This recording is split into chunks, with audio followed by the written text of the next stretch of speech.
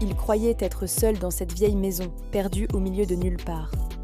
Les murs craquaient sous le poids des années, et chaque courant d'air semblait murmurer des secrets anciens.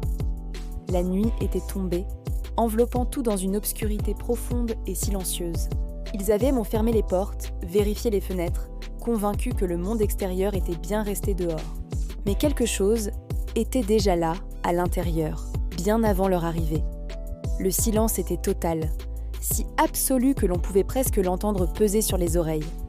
C'est dans ce vide sonore qu'elle a perçu le premier son, une respiration, lente, profonde et régulière.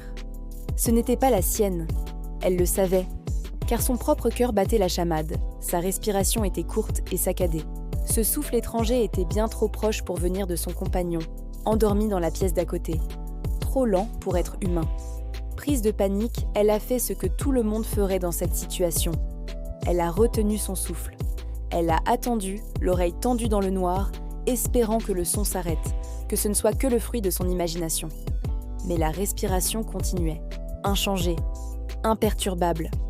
Un rythme guttural qui semblait venir de juste à côté d'elle, presque contre sa joue. Un frisson glacial a parcouru son échine. Elle a compris. Dans le silence de la pièce, il n'y avait pas que deux respirations, la sienne et celle de cette chose. Il y en avait une troisième, une autre respiration, encore plus faible, encore plus près, venant de sous le lit. Et à cet instant, elle a réalisé avec une terreur absolue qu'elle n'était pas celle qui respirait le plus près de la chose cachée dans l'ombre. Son ami, lui, était juste à côté. Cette histoire vous a glacé le sang ? Il y en a beaucoup d'autres qui vous attendent dans le noir.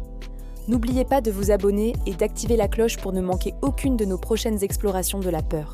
Merci de nous avoir écoutés et à très bientôt si vous osez.